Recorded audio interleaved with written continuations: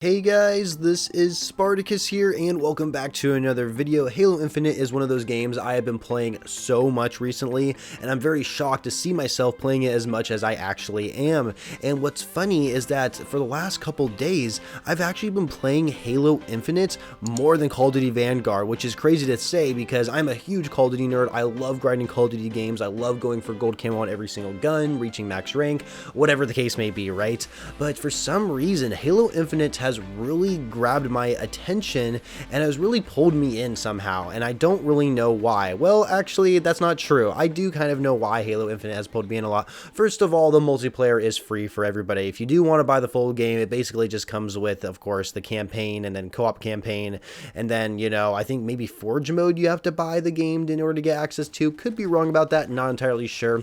Either way, it's no big surprise that you guys are probably aware that Halo Infinite was one of those titles that got pushed back a lot for its launch day. Like, it got pushed back over a year since its original launch day, which is kind of crazy to say, but in my opinion, it was worth it. 100% worth it, because this is the most solid, complete game I have played in a very long time, especially when it comes to the first-person shooter genre. Call of Duty, I feel like, has been struggling a lot because Call of Duty, of course, comes out every single year. It doesn't really grab the same attention that we saw with the older titles, which maybe I'm just speaking through rose-tinted goggles saying that, but it is true. Like, there's a lot of problems with Call of Duty games that they don't fix at launch, and they may not even fix throughout the rest of the game's life cycle, which is really frustrating to see. Vanguard is a very good example of a Call of Duty game having a very rough launch, because even though there's a lot of different maps to play on, different weapons, and you know, it just feels original, right? Even though Vanguard does feel very original and it feels very unique in its own aspect, there's still lots of bugs and glitches in the game that prevent the game from feeling polished, whereas Halo Infinite, I feel like, has been polished down to perfection, because I don't think I have came across a single bug or glitch that was in Halo Infinite's multiplayer ever since it came out to this day making this video, and it's so impressive. And I think it really shows that if developers push back the release date of these video games and of course give themselves a lot more time, even if it is over a year more time, to actually work on it and polish them, then I think the game can be very successful at launch, and of course can result in a good business practice from getting them more sales and more revenue and stuff like that. But for the most part, Halo Infinite feels complete to me. I cannot describe any better way to actually describe it. It just feels polished, it feels complete, it feels like the developers can actually focus on creating more content for the game rather than focusing on bugs and glitches that need to be fixed at launch and stuff like that. And sure, Halo does have some problems at launch. Like, I know the battle pass was pretty, I mean, it still is pretty hard to progress through the battle pass, and I think that was their intention, but they did make it a little bit easier with a recent update or something like that, which is good to see.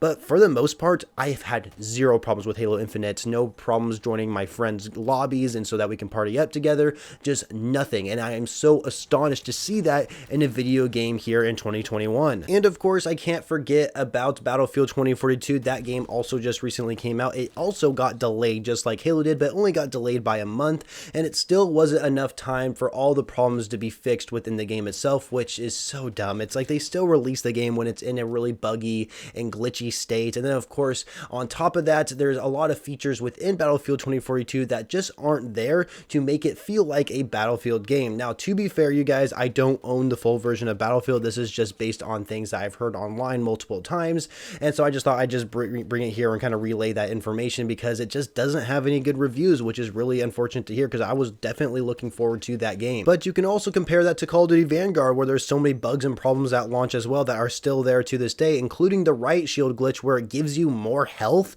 Like, what? Like, what? How does equipping a riot shield give your character more health when someone shoots at you? Like, I don't get that. It is so annoying, especially using the Gracie Auto Shotgun, which I'm trying to get gold right now, and I cannot go up against riot shield users because they have more health. It makes no sense. How does that even get through testing? There's just so many bugs and problems within Vanguard. Same with Battlefield 2042, unlike Halo Infinite. For some reason, Halo Infinite is like the perfect child out of the three, and there's just no problems with it whatsoever. And thank you so much, 343 Industries, and everybody who made Halo Infinite. You guys did an amazing job, and that's literally the point I'm trying to make in this video. Is not so much that Halo Infinite and the developers did an amazing job with the game, but the fact that they made a solid game that is like pretty much perfect at launch. Like, I would argue argue that Halo Infinite is perfect to where it is right now. I have absolutely zero, I guess, problems with the game. I really do. Like, there's like really nothing that really irritates me out of the water. And honestly, what's really funny is that Halo Infinite, even though the multiplayer came out 3 weeks earlier than it should have, it came with a freaking ranked mode. A ranked mode. I know that the Call of Duty competitive community, they are so up and at 'em about having a ranked mode in a Call of Duty game, but we never get it at launch. I mean, we never get it at launch. It is extremely rare for something like that to happen. And with Vanguard, they did announce there is going to be a ranked mode, and it's coming later on, whenever it'll be. But Halo came out with a ranked mode before the actual launch date. Can you believe that? I mean, holy smokes. And right there proves that any video game here in 2021 and upcoming in 2022 can be released without any bugs or glitches in the game. That Halo Infinite has proven the gaming industry that video games can be released at launch without any bugs or problems with it. And there's one thing that Halo Infinite actually did tweet out, or at least the official Halo Twitter page did anyway. They tweeted out saying that Halo Infinite has gone gold. This is a term that you never see any game developers use anymore. And if you guys don't know what it means, what it essentially means is that the game is done. They have finished everything with the game and they're just waiting for the launch window to give it out to everybody. And that is a term you never see within video games anymore. Cyberpunk 2077, remember that game, you guys? It's now $10 on Black Friday sale. Can you believe that? Cyberpunk 2077 came out last year, is now $10 because of how bad the game actually is and how many problems are within the game itself. That game was developed for like, what, 9 or 7 years, something like that. They've been developing that game forever and it wasn't even ready to come out yet. Like, there's absolutely no excuse for video games to have all these bugs and glitches and problems with it at launch when Halo Infinite has proven to everybody that all of those can be avoided when they first release it, which I think is awesome to see. And so this, I hope, is a wake-up call to the Call of Duty series and hopefully Battlefield as well, and any other game developer out there, that video games can be released in a golden stage where there are very minimal problems with the game that can be easily resolved in the future, and there's not an overwhelming majority of bugs and glitches in the game that they have to focus on for months and months ahead of time.